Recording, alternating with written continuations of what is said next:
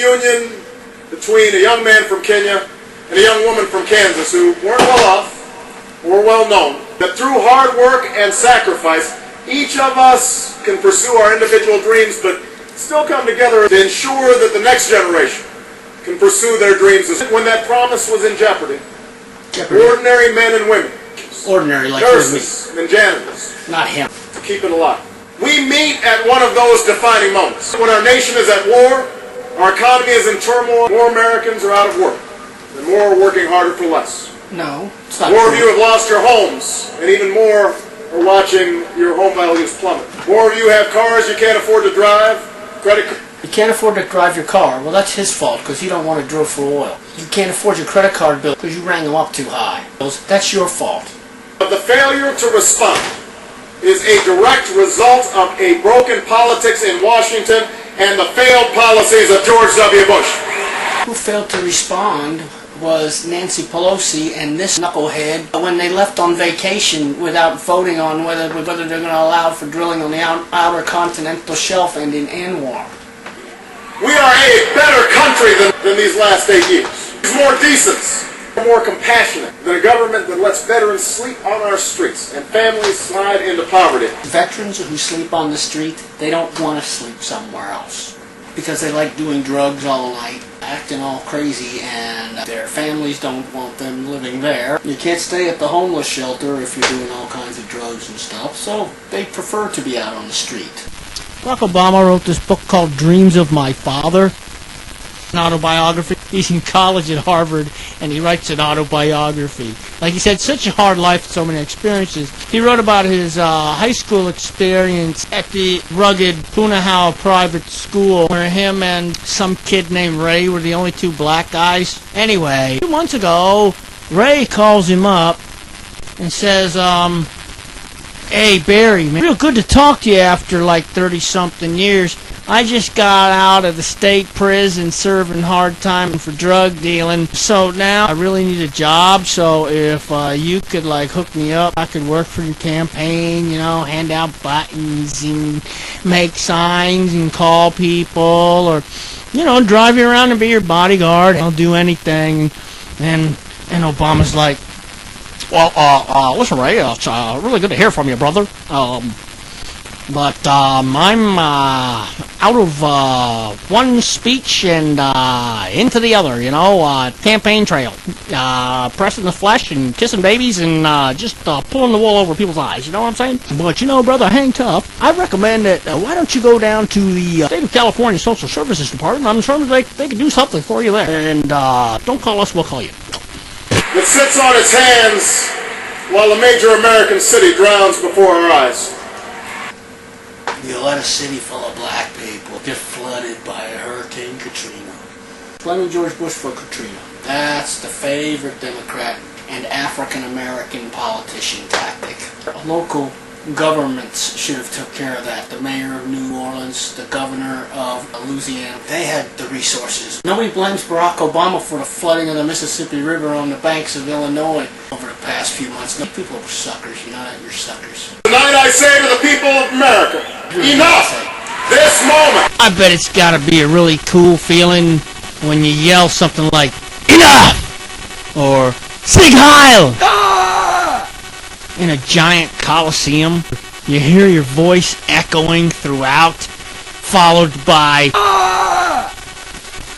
80,000 people cheering for you. Keep the American promise alive. The American promise will die if you don't elect Obama. Whatever that is. You 2 terms of George Bush and Dick Cheney will ask this country for a third. Third-termers. And we are here. We're here to get them. We are here because we love this country too much. The Maverick and the Barracuda. What does it say about your judgment when you think George Bush has been right more than 90% of the time? It means you're smarter than Barack Obama. McPalin. He said that our economy has made great progress under this president. You have. He said that the fundamentals of the economy are strong. They are. He said that we were just suffering from a mental recession. You are. And that we've become a nation of whiners. You have. Ooh, see, you're whining now. Tell that to the proud auto workers at a Michigan plant who, after they found out it was closing, kept showing up every day and working as hard as ever because they knew there were people who counted on the breaks that they made. Oh, yeah. And besides, you'll be able to max out on over 2 years of unemployment. What's not to love there? How else could he propose hundreds of billions in tax breaks for big corporations and oil companies, but not one penny of tax relief to more than 100 million Americans? How else Because companies don't pay taxes, Mr. Harvard Law degree. If you tax companies, they mark up whatever they're selling to you, and you pay their taxes, you dumb. Don't know much about economy. Don't know much about my money. Don't know much about business. Don't know nothing about business. But I do know I want to be president of the United States. U.S. population approximately 300 million, so 100 million, 1 out of 3, who do not pay any taxes anyway. Why should they get any tax relief? I know it's hard to understand for you Harvard Law professors. An education plan that would do nothing to help families pay for college. You know, if the government would just stay the hell away from colleges, college education would be a hell of a lot cheaper, because then they'd have to compete. Or a plan that would privatize Social Security and gamble your retirement.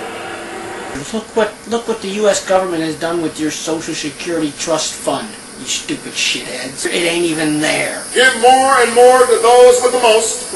Notice also, if you would, how Marxist jackoffs like Barack Hussein Obama like to talk about the money that you earn, whether you're rich or poor, is money that he is, quote unquote, giving you.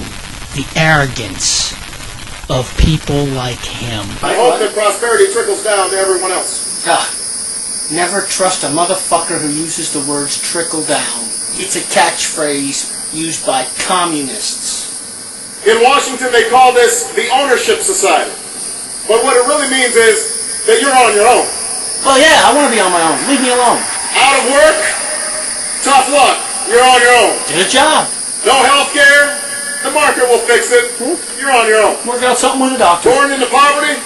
Pull yourself up by your own bootstraps. Even if you don't have boots, you are on your own. Even if you don't have boots. What a bunch of cornball bullshit. And that's why I'm running for president. I'm going to give everybody boots. I wonder if Ray's got any boots.